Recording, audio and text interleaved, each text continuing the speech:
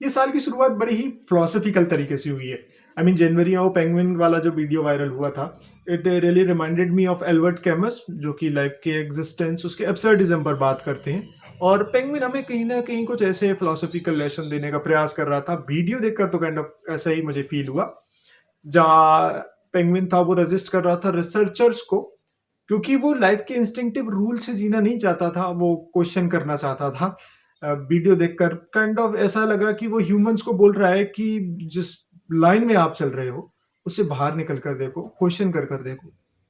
और एल्बर्ट कैमस की जब राइटिंग हम लोग पढ़ते हैं, तो कुछ सिमिलर हमें पढ़ने को मिलता है। वो पेंगुइन अपने सर्वाइवल के अगेंस्ट चला, वो इनलैंड चला, वो ओशियन को छोड़कर माउंटेन की ओर बढ़ गया। लाइफ का एब्सर्डिज्म हमें बताता है कि लाइफ मीनिंगलेस है, but it doesn't really mean कि आपको हर्ड में ही चलना है क्योंकि लाइफ मीनिंगलेस है तो आप अपने क्वेश्चंस रख सकते हो।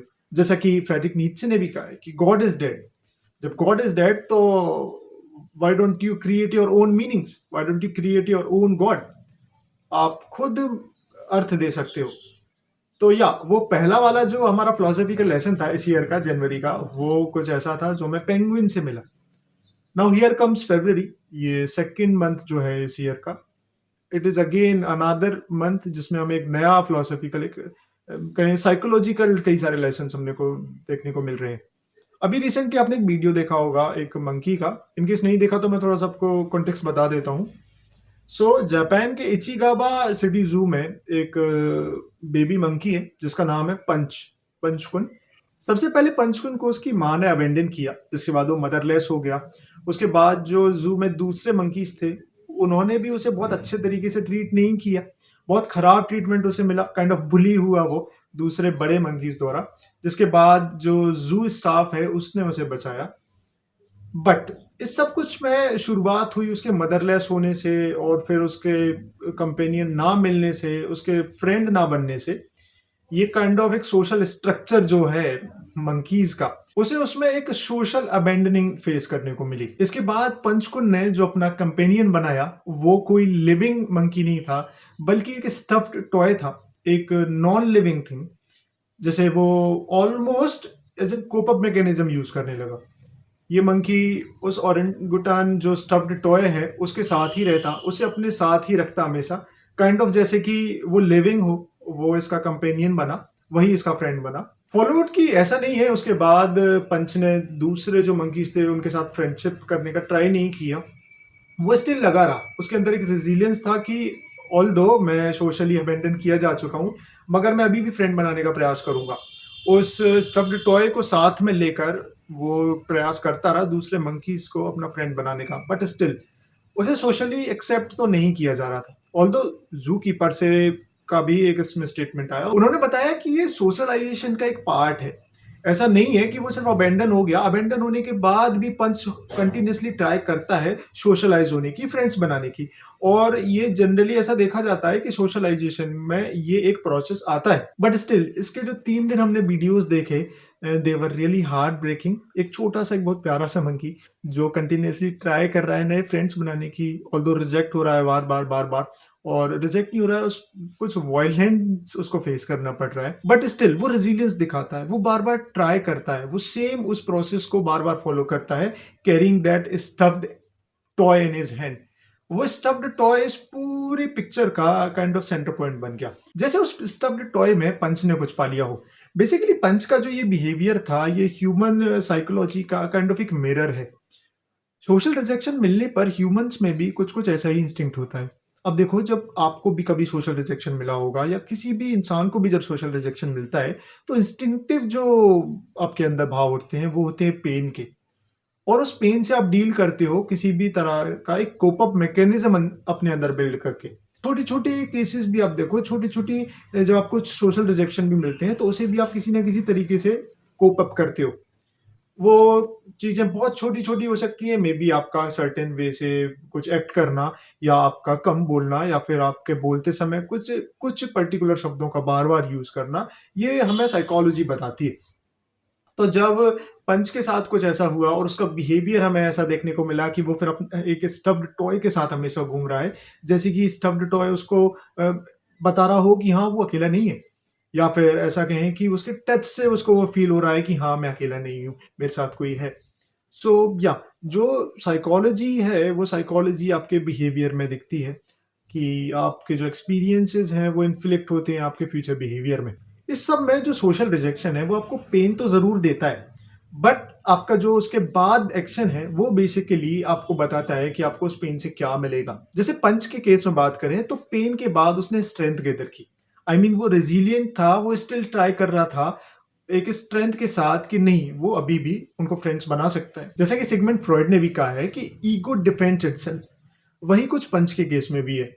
पंच अपने स्टफ्ड टॉय के साथ रहता है। स्टफ्ड टॉय उसे काइंड ऑफ एक कंफर्ट प्रोवाइड करता है और कंफर्ट लेने के बाद वो फिर से ट्राई करने को जाता है। वो फिर से उन्हीं मंकीज़ के पास जाता है उनको फ्रेंड बनाने के लिए। बट फिर अगेन उसे रिजेक्शन मिलता है। रिजेक्शन मिलने के बाद वापस वो अपने स्टफ्ड टॉय के पास आता है कंफर्ट लेने के लिए। ये बेसिकली बहुत अच्छा एक बैलेंस देखने को मिला हमें इंडिपेंडेंस और अटैचमेंट को लेकर। जहाँ वो अटैच्ड तो है बट स्टिल वो इंडिपेंडेंट भी रहना चाहता है।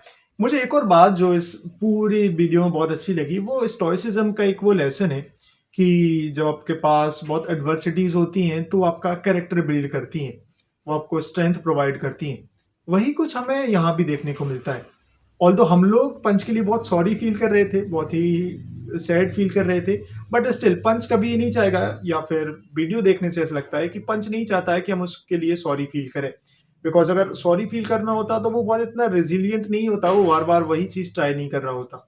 तो या it is again another lesson कि जब भी एडversiटीज़ हैं, तो आपको किसी के लिए सॉरी फील करना या कभी भी ये सोचना कि कोई मेरे लिए सॉरी फील करे, ये बहुत ही छोटी चीज़ है। जैसे कि पंच के केस में भी है, वो हार नहीं मानता है, वो गिव अप नहीं करता है, he keeps on trying after even इतने सारे रिजेक्शंस। और एक डोंट फील सॉरी वाला ही एटीट्यूड है पंच का, एक रेज़िलिएंट एटीट्यूड है पंच का, जो कि उसे फाइनली सक्सेसफुली बनाता है। 3 दिन के बाद चौथे दिन जब उसे सोशली एक्सेप्ट कर लिया जाता है, एक दूसरी मदर द्वारा, उसे फ्रेंड्स मिल जाते हैं, वो वीडियो देख के काफ़ी अच्छा लगता है। आई मीन इससे पहले वाली जो वीडियोज़ आ रही थी, दे वर रियली हार्ट ब्रेकिंग। भाई एडिट के साथ जो लोग म्यूज़िक वगैरह लगा देते हैं, इट मेक्स वीडियोज़ और भी ज़्यादा जो सैड पार्ट है उसका वो बाहर लेकर आती हैं।